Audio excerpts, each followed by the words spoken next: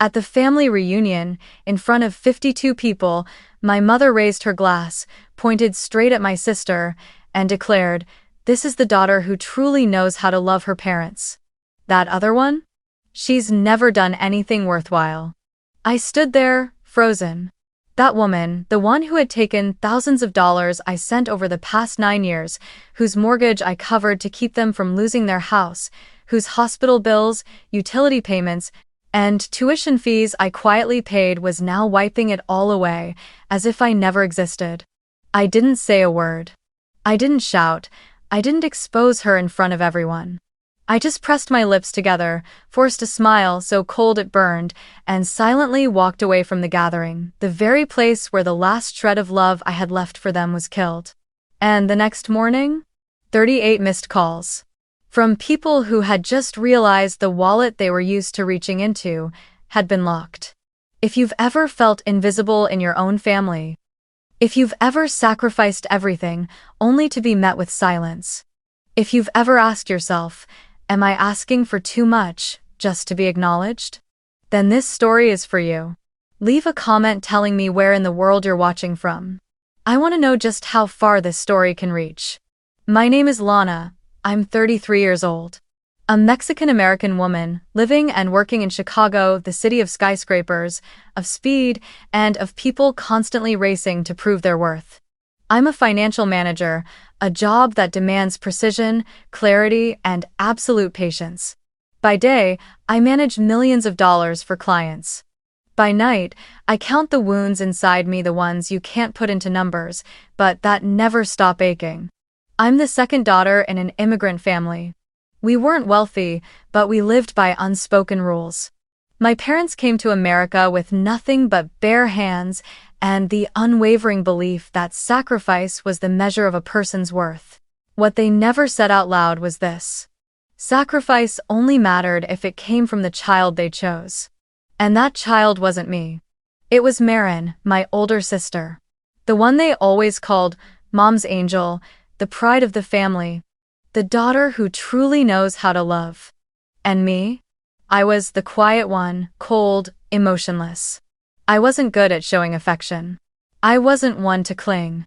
But I knew how to carry weight.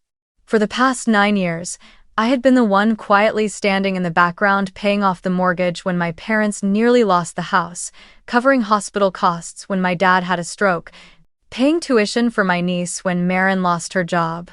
I didn't do those things because I was wealthy. I did them because I thought I could, because I believed that if I just tried hard enough, love would follow. But love, it turns out, was pre-assigned. No matter what I did, they still looked at me like I was the one who had distanced herself. No thank yous, no hugs, just stiff declarations like, family is a responsibility, not something to be grateful for. I used to believe that. I used to think I was rational, strong. But over time, I realized some things should not be erased, especially when they tie directly to your dignity. And from that realization, everything slowly began to change. Even though I was used to being on the outside, I couldn't give up hope. Maybe it was instinct. Maybe I just hadn't learned how to fully accept the indifference from the people whose blood I shared. When I received a text from Marin saying the whole family was organizing a big reunion that weekend and that they wanted me to help plan the event, I just sat there in silence. So long, in fact, that the coffee in my cup went cold and I didn't even notice. It had been nearly 10 years since we last had a proper gathering. Not for a holiday, not for a funeral, not out of duty, just a reunion. Over 50 family members from across the country were coming together. I could have said no. I could have used work as an excuse, or simply said, I can't make it. But somehow, inside me, there was this strange feeling. It wasn't anger, it wasn't worry. It was hope. A small and foolish kind of hope that if I gave just a little more this time, maybe something would change. I told myself, this would be the last time I tried. The last time I gave them the chance to see me not just as their financial provider, but as part of the family. And so, I made the plans. I called a high-end restaurant by the lake, the place I once dreamed of taking my parents to for a special occasion. I reserved a private VIP room, selected the menu, designed a custom printout with their names in Spanish, the language they still whispered to each other in at night. I prepared a small gift, an old family photo album, fully restored, with captions marking each milestone in our journey in America, from the first house we bought to the small grocery store they once owned. I did all of it for one reason only. In hopes they would see my effort, and for the first time in my life, I would no longer be the forgotten one. When I arrived at the venue, the atmosphere overwhelmed me for a moment. Music was playing from a little speaker in the corner, laughter and the clinking of glasses echoed like waves throughout the room. The smell of food, the faint perfumes, the familiar scent of the people I used to call uncles, aunts, and cousins, all of it made me feel like I was walking into some old dream I had forgotten long ago. I looked around, and for the first time in years, I felt my heart soften. Everyone seemed the same, but something in their eyes made me believe this time might be different. Marin was chatting enthusiastically with our aunts, Mom was fixing Dad's scarf, and Dad was laughing a laugh I thought I'd never hear again. In that moment, I felt a flicker of light inside me. Maybe this time, they'll see me. I didn't know then that this very moment, that fragile little hope, would be the thing to hurt me the most. But at the time, I didn't know. I still believed. I was standing near the service table, checking the final dessert tray, smiling as I watched Mom glowing in the red dress I had quietly bought for her a few years ago. She still didn't know it was from me. Dad was surrounded by our uncles, laughing and talking in thick, warm Spanish from the homeland. I started walking over, about to say something, when Marin suddenly stepped up to the center of the room with a microphone in hand, smiling brightly. All eyes turned to her. "I just want to take a moment to do this," Marin said, then turned toward our parents with shimmering eyes, like she was filming an emotional tribute for social media. "Mom, Dad, this is a gift from the bottom of my heart."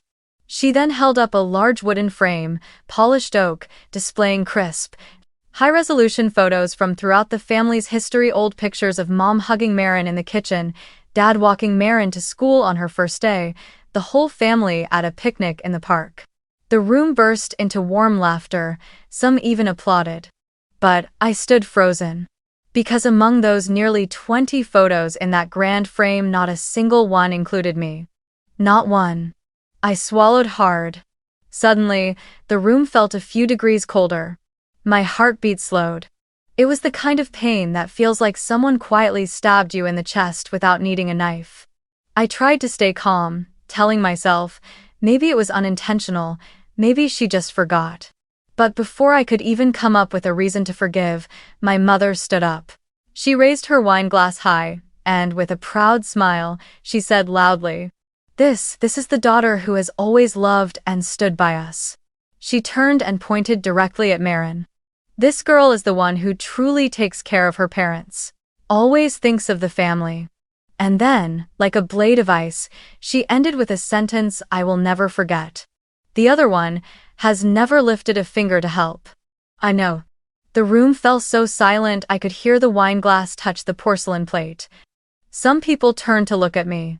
Some looked down, some let out quiet sighs. I stood there, beneath the dim glow of the chandelier, like a stranger who had accidentally walked into someone else's celebration. Every word my mother spoke dug deeper into my chest, crushing all the silent efforts I had poured into this family. The nights spent staying up late trying to cover hospital bills. The months of quietly wiring money for rent. The years of working myself to the bone just to make sure no one in the family lost their insurance, all of it, erased in a single sentence. I didn't cry, I didn't react. I simply nodded, gently placed my purse on my shoulder, and walked toward the exit. Someone called my name softly behind me, but I didn't turn around. I walked through the hallway lined with red carpet, past the restaurant's main doors, and stepped outside where the night wind howled, sharp and cold against my skin, as if to remind me that summer had long since passed. I opened the car door, got in, closed it slowly, took a deep breath, and whispered just one thing. "That's enough." Then I started the car and drove away, carrying a piece of my heart that would never be whole again. I drove through the night. The city faded behind me, streetlights blurring in the rearview mirror like memories being torn apart. The road home felt longer than usual, not because of traffic, but because of the weight of every thought crashing through my mind like waves pounding on an already bruised chest. I didn't play music. I didn't call anyone. Just the sound of tires rolling on the pavement and my own breathing heavy, uneven, like I was clinging to the last bit of calm I had left. I searched my memory, trying to find even one moment, just one, when I was truly seen. But there was nothing. What had I done in the past 9 years? I was the one who took out a mortgage loan under my name to save our house when my parents first went bankrupt. I was the one who quietly paid that loan month after month, never once complaining even when it meant nearly missing my own rent. I was the one who linked all their credit cards to my bank account, setting up automatic payments so they'd never lose power or water. I provided nearly $150,000 to this family not because I had money to spare, but because I thought it was the only way to keep the family thread from snapping. I remembered the time Mom needed emergency surgery and her insurance wouldn't cover it. I emptied my savings, the money I'd set aside for my first home. I remembered when Marin was unemployed for almost 2 years, and I paid her daughter's tuition so her child wouldn't miss a school year. I remembered when Dad fell ill, and the one who stayed at the hospital the most was me, even though Marin always got the credit in front of the relatives. And now, after everything, I'm the daughter who never helped. One sentence. In front of 52 people. A judgment that erased everything I ever was. I didn't know which feeling was strongest, the pain, the disappointment, or the cold, sudden clarity. Maybe all of them. But one thing was certain, I couldn't and didn't want to go on like this any longer. I used to think, if I just tried a little harder, sacrificed a little more, maybe things would change. But tonight, as I sat behind the wheel, my eyes burning from fatigue, not from tears, I finally understood recognition can't be forced. Love can't be bought with bills and kindness. I wasn't angry, I was just empty. The kind of emptiness that no apology could ever fill. As the car turned down the familiar street, golden lights shining on quiet little homes, I wondered if I disappeared tomorrow, would anyone in that family truly notice? Or would they just be inconvenienced because the bills hadn't been paid? I turned off the engine and sat there for a few more minutes, staring at the steering wheel, before giving a small nod as if I had just made a decision. A decision that would change everything. Not because I wanted revenge, but because I was finally clear-headed enough to know even kindness needs limits. And I had reached mine. I walked into my small apartment, bathed in soft golden light, as if it had been waiting quietly for me to return from a war I didn't know would run this deep. I set my bag down on the chair, took off my coat, and stepped into the space that had always felt like mine, where no one questioned me, no one judged me, and no one needed me to hold everything together just to prove I belonged. There was no tightness in my chest this time, no swirl of questions stabbing at me like they had after every other hurt. Just a strange kind of silence, but this time, it wasn't scary. It was clear. It felt like a space I finally knew how to fill, not with more patience, not with more sacrifices, but with action. A silence that wasn't surrender but a beginning. A beginning of one final decision. I would no longer live like a side character in my own story. I brewed a strong black coffee, set my laptop on the kitchen counter, and got to work. No hesitation. First was the bank account. I logged into the user management panel and removed my parents' access from the account they had been using for years. That account had originally been created to help them manage finances more independently, but in reality, it became a quiet pipeline where they drew from me without ever needing to ask. Then, I canceled every automatic payment: rent, electricity, hospital bills, insurance contributions. Line by line, I hit confirm, each click feeling like I was rewriting the boundaries of my life. Next were the supplementary credit cards. I remembered issuing a card for my mom back when she had trouble paying a hospital bill. Since then, that card had become the so-called family fund, meaning every time they wanted something, they swiped. No one asked. No one thanked me. I logged in, located the cards under my mother's and Marin's names, and permanently deactivated them. Not paused, not suspended. Permanently. It was a closure that couldn't be undone. I didn't do any of this out of rage. I didn't yell, didn't cry, didn't even send a message to make a point. Every action came with a strange sense of peace, like I had finally realized something I should have known all along. Some doors don't need to be slammed shut, you just need to take the key and walk away. It wasn't selfishness. And it wasn't about the money. It was about accepting one simple truth. I am no longer part of that family. They said it themselves in front of 52 people at a party I paid for. They erased me from every photo frame, every sentence, every toast. And if they could do that in front of everyone, then I had every right to take back the silent role I'd been playing for the past 9 years. I closed the laptop, took a sip of coffee that had long gone cold, and stared out the window where the city carried on, completely unaware that a lifelong tie had just been severed. But I knew. I could feel every breath in my chest growing lighter. The weight was gone. The fear of being called ungrateful had lifted.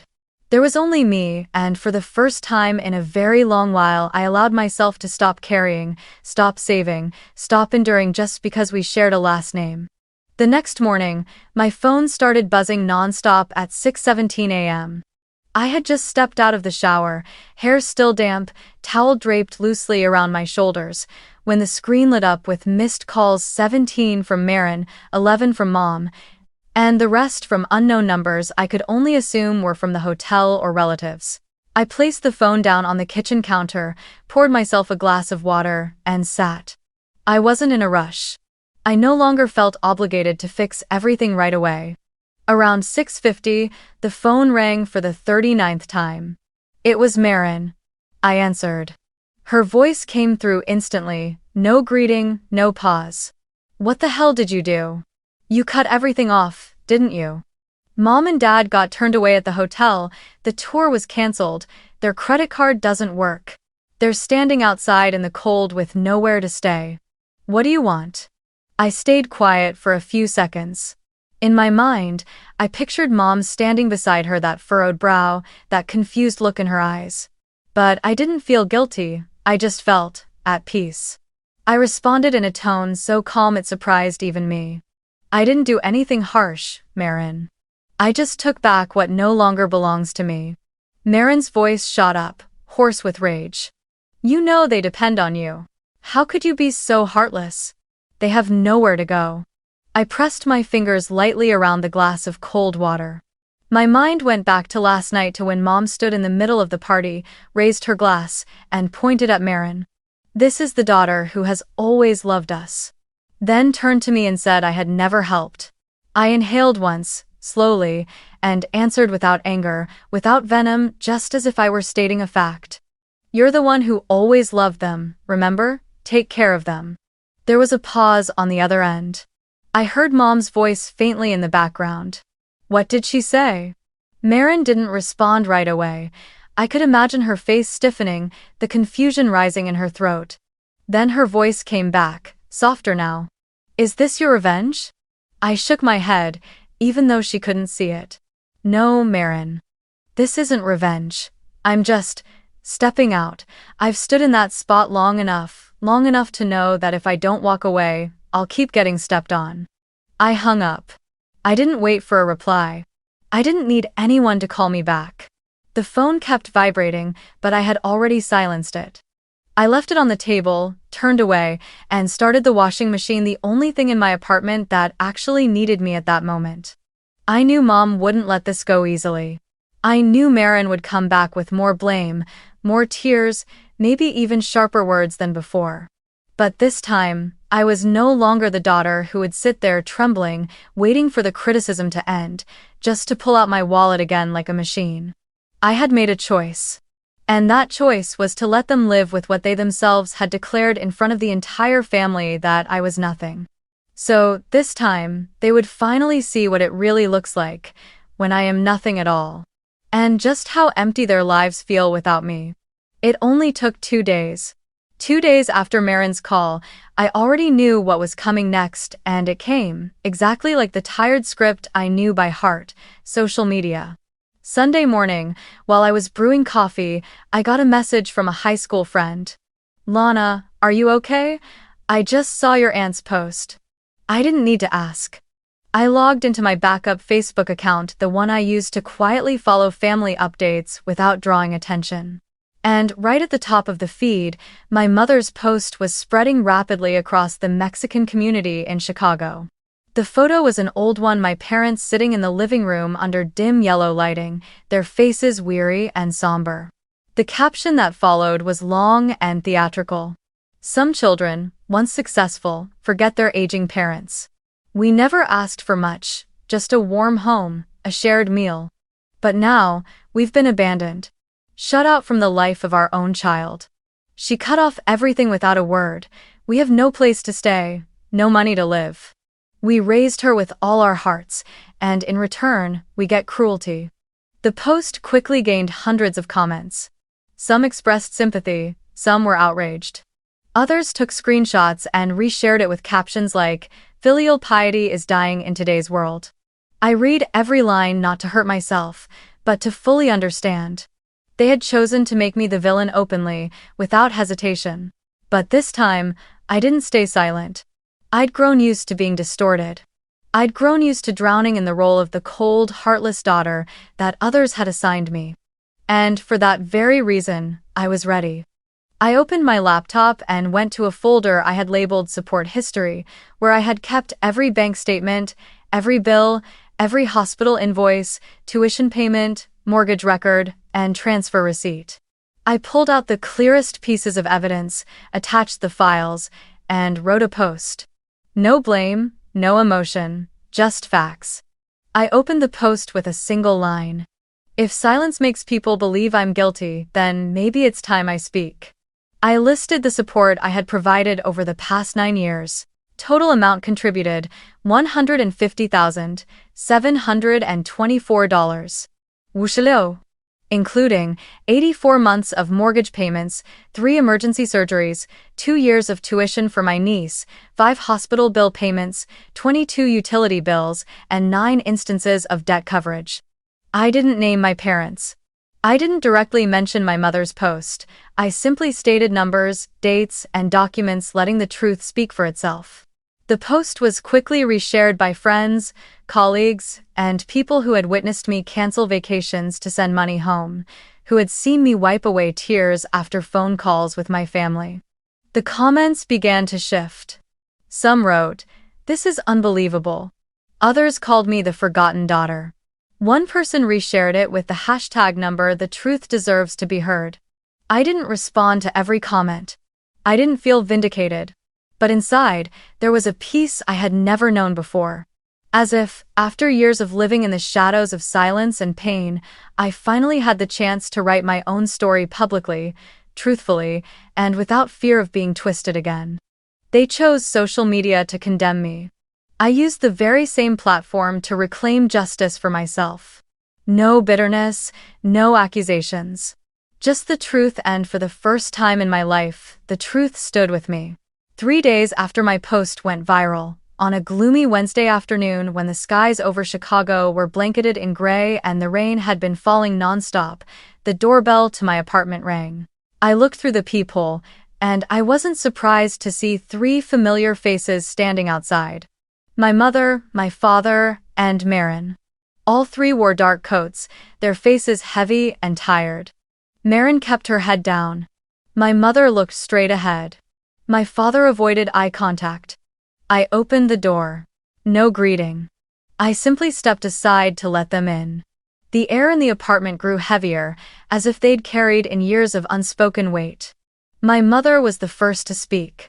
She sat on the couch, hands clasped together, her eyes trying to stay steady, though her voice trembled. "We need to talk." I sat across from them, holding a mug of hot tea. I didn't appear defensive, nor did I rush to push them out. Marin glanced at me, her eyes red, though I couldn't tell if it was guilt or simply embarrassment from being exposed. My father still hadn't said a word. He gave a quiet cough and stared out the window, like he wished he weren't part of the conversation. My mother began with a familiar line. "I didn't know things would go this far."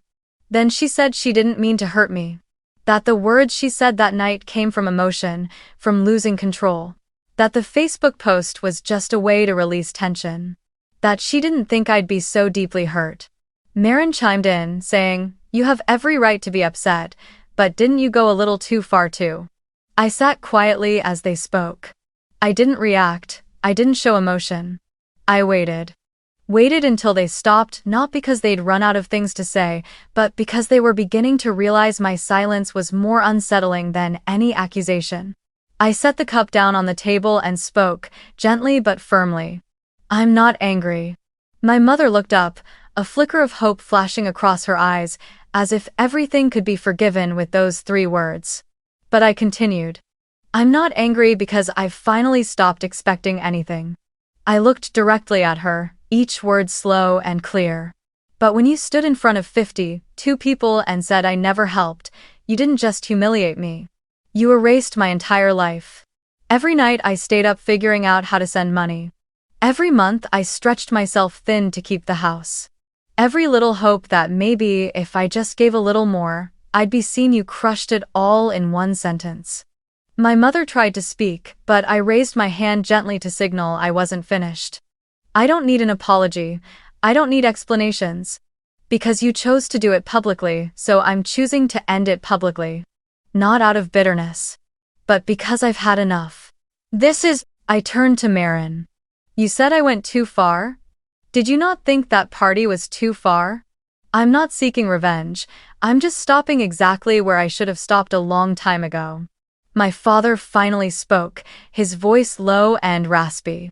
"We're family, Lana, no matter what." I cued in, still calm, still composed. Family isn't a place where one person has to constantly bleed just so everyone else can feel comfortable. I've lived like that for nearly 10 years. Now, I choose something else. I cruise. No one said anything else.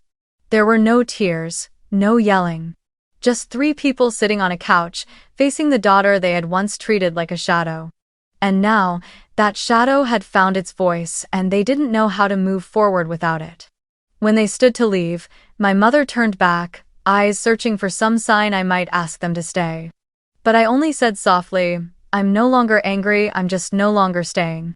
Then I closed the door, not forcefully, not in haste. But this time, it was to truly close a chapter in my life. A year has passed since I shut that door behind me after that final conversation.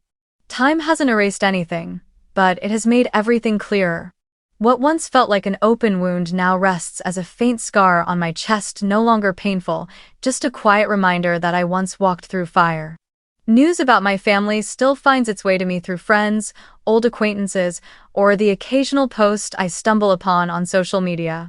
I don't go looking. But somehow, truth always finds us when we're still enough to hear it. I heard Marin moved out of our parents' home.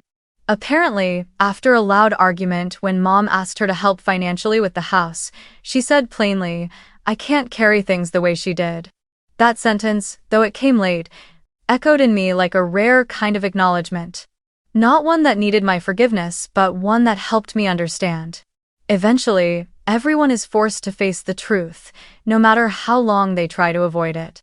My parents, after struggling to keep up with living expenses, had to sell the old house, the one I spent years trying to save. They moved into a worn-down apartment tucked deep in a working-class neighborhood, where no one called them the model family anymore. And me? I live in a small apartment in Chicago where morning sunlight pours through square windows, where I care for a white orchid I keep on the sill, where no one raises a glass for me, but no one whispers behind my back or erases me, either. Peace didn't arrive with fireworks or validation from others. It came when I no longer needed any of that to feel like I mattered. I still go to work every day. Still buy my coffee at the little cafe on the corner. Still help the people I choose to help, but now, out of choice, not from the invisible burden called family obligation. Sometimes, on late nights, I sit alone on my balcony, looking out at the city lights and thinking about that night, the party. There's no bitterness anymore, no regret. Only tenderness for the woman I once was, who tried so hard she nearly lost herself, just for a word of recognition that never came.